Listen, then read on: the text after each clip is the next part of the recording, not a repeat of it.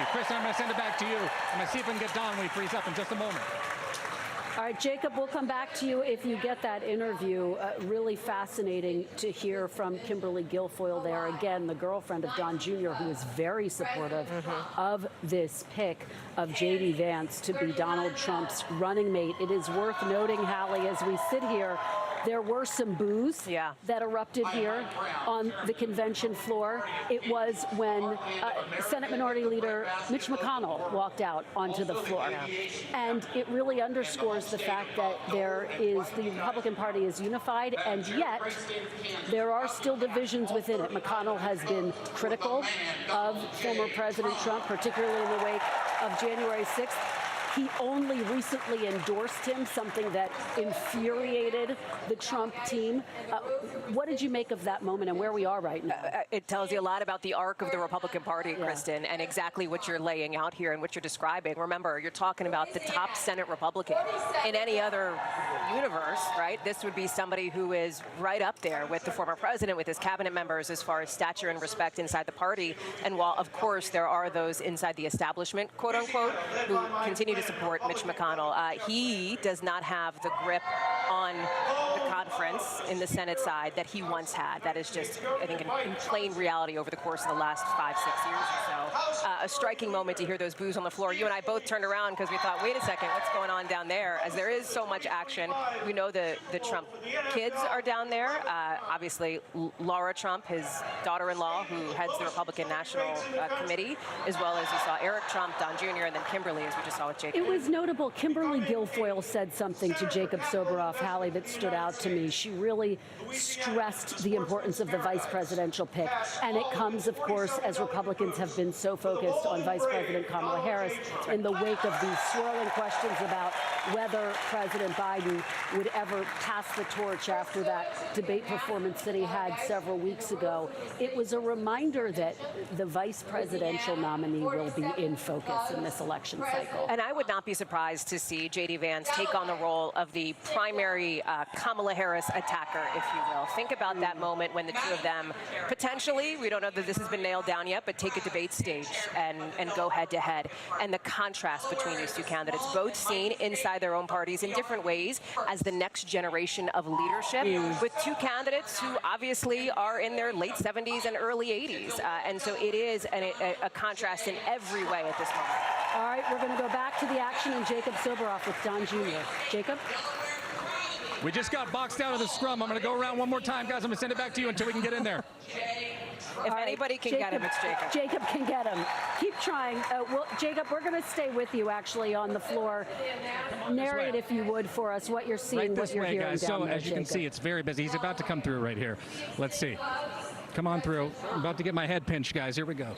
Sorry, guys.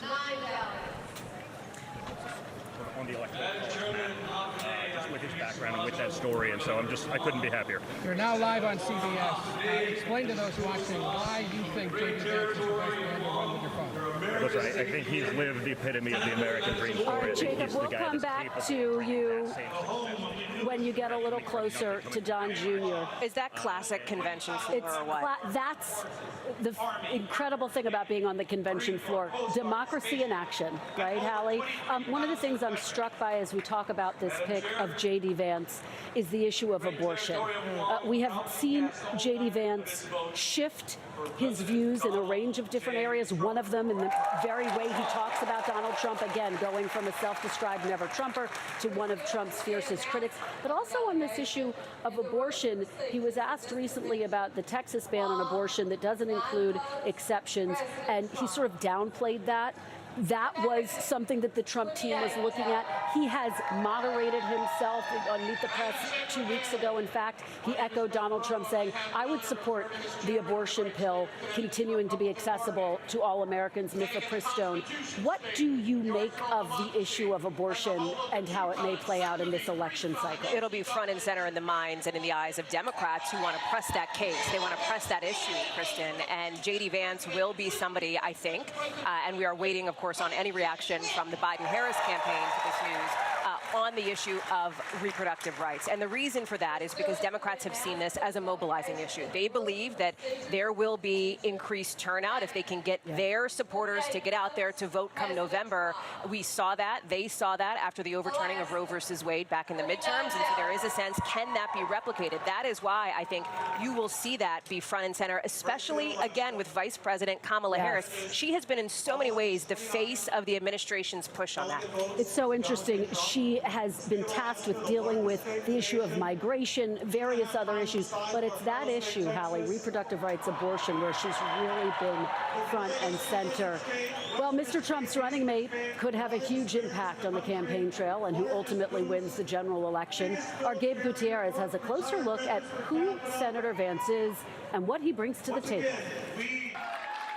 He is the junior senator from Ohio with only 2 years in government. But J.D. Vance is one of former President Trump's biggest defenders. I want to help Donald Trump get elected because it's really important that he become the next president. In the Senate, how can we defend Ukraine's borders when we're not even defending our own American border?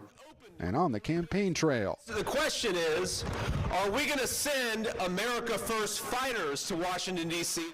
He's one of the leading voices of Trump's MAGA America First movement, not holding back and pushing the former president's agenda. Republicans, we need to govern like we won the majority the American people gave us, not like a bunch of cowards. But that hasn't always been the case. This was Vance in 2016. I'm a never Trump guy. I never liked him.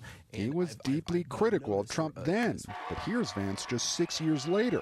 The president is right. I wasn't always nice, but the simple fact is he's the best president of my lifetime, and he revealed the corruption in this country like nobody else.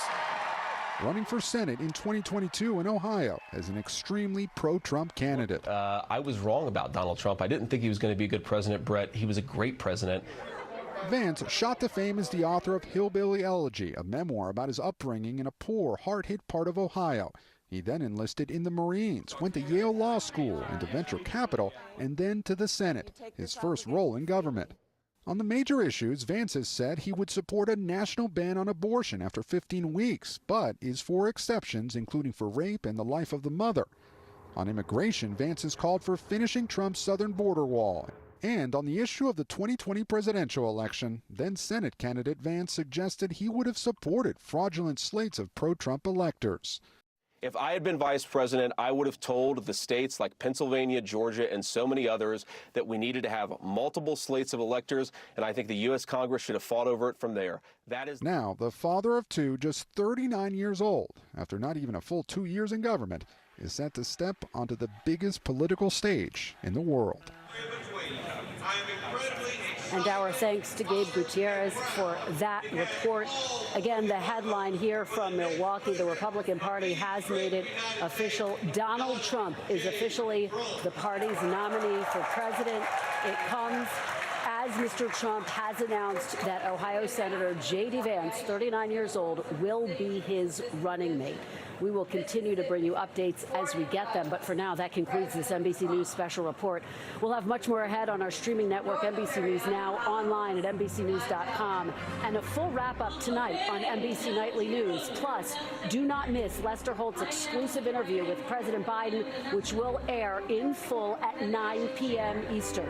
And our coverage of the first night of the Republican National Convention kicks off at 9:30 Eastern. Our thanks to everyone, Hallie Jackson, Jacob Soboroff, everyone on the floor, as well as Ryan Nobles. I am Kristen Welker.